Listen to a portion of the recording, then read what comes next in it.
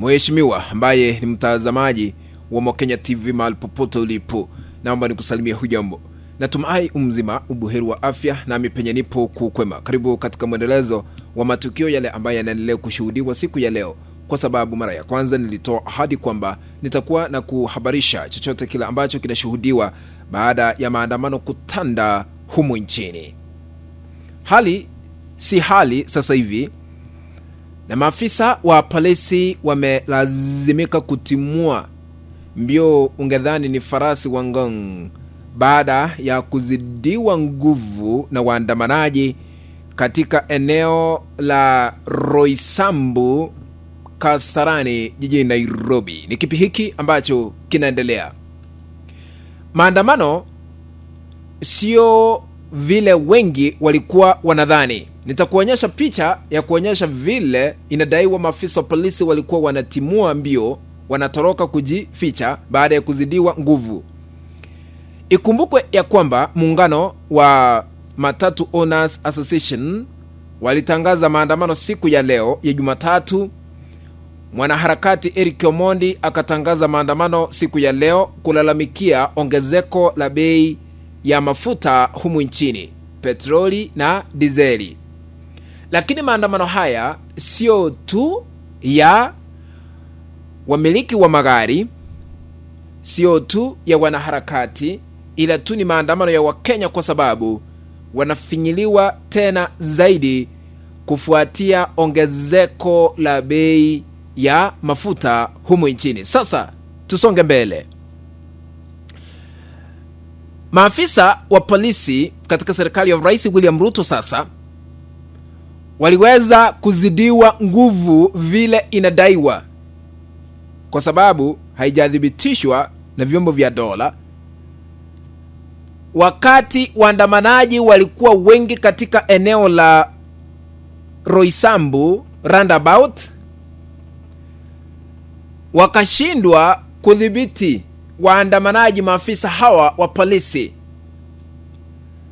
Umati huu ulionekana ukirusha mawe kwa maafisa wa polisi ambao waliweza kulazimika kuondoka ghafla kwa kukimbia kimbi kushuhudiwa hapa na pale.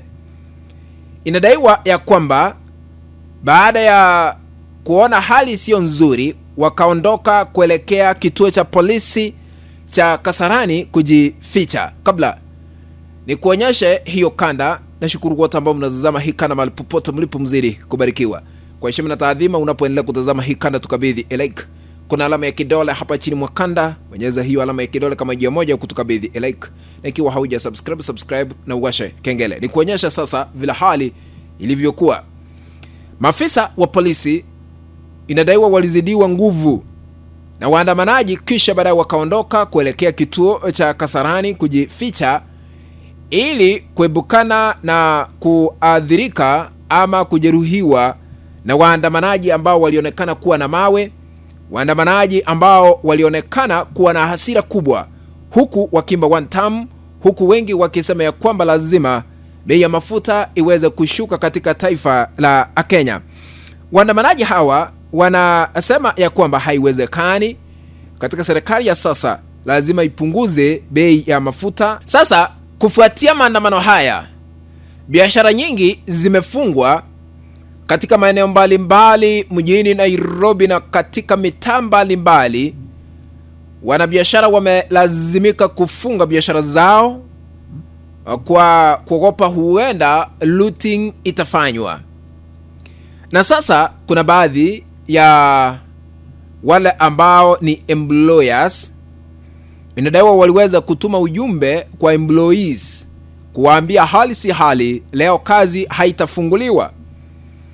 Na baadhi ya mashule, ingawa magari yao yalikuwa yanaruhusiwa kufanya usafiri, kusafirisha wanafunzi kutoka sehemu moja kuelekea shuleni ama kutoka shule kuelekea makwao, tunataarifiwa ya kwamba kuna baadhi ya mashule ambayo yaliweza kusitisha shughuli za usafiri. Na vita vikali viliweza kushuhudiwa vya maandamano katika eneo la Thika Road, Roysambu, Githurai, maeneo haya hatari iliweza kushuhudiwa, jambo ambalo liliweza kulazimisha maafisa wa polisi kuingilia kati na kuhakikisha ya kwamba hali ya sintofahamu na mtafaruku imesitishwa kushuhudiwa katika maeneo hayo. Waziri wa Wizara ya Hazina Kuu John Mbadi amezungumza. Amesema tusubiri kama Wakenya hadi mwezi ujao, huenda serikali inaenda kushughulikia jambo hili, lakini hapa katikati haiwezekani. Ikumbukwe ya kwamba hata afisi za chama cha Rais William Ruto UDA zimechomwa kule wote katika kaunti ya Makueni, huku wakisema waandamanaji kwamba wameteswa na chama cha UDA. Baada ya kuahidiwa hustlers watakuwa wanashughulikiwa bottom up, watakuwa wanashughulikiwa, lakini hali si hali. Unajua, hakuna yule ambaye aliweza kutarajia kwamba haya yangeshuhudiwa siku ya leo. Baada ya EPRA kutangaza bei ya mafuta kuongezwa humu nchini, wakasema petroli lazima kuanzia tarehe 14 mwezi huu itauzwa kwa shilingi 214, na dizeli itaanza kuuzwa kwa shilingi 242. Jambo hili limeweza kulazimisha kila kitu kupandishwa bei. Hata rollbob inaongeza kwa sababu inasafirishwa kutoka sehemu moja kuelekea sehemu nyingine. Na kwa mara ya kwanza dizeli inapandishwa bei. Imekuwa bei ghali ikilinganishwa na enzi za zamani, kwa sababu petroli ndiyo ilikuwa inaongezwa ikilinganishwa na dizeli.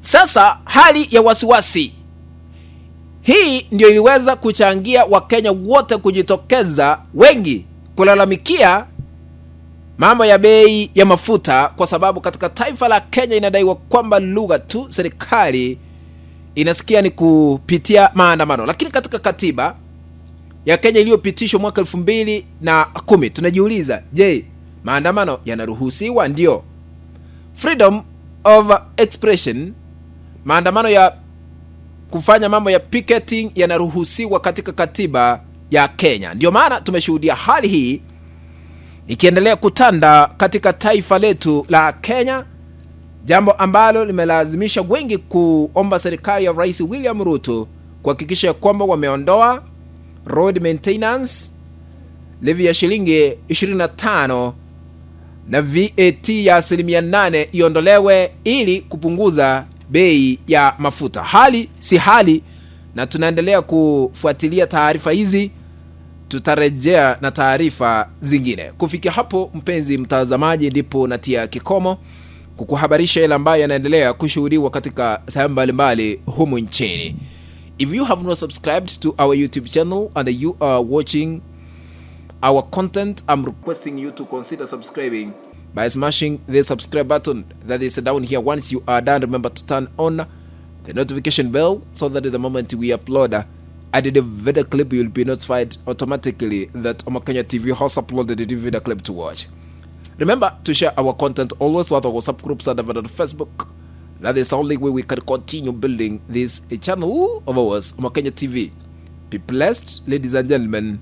Let's meet in the next video. Bye bye for now.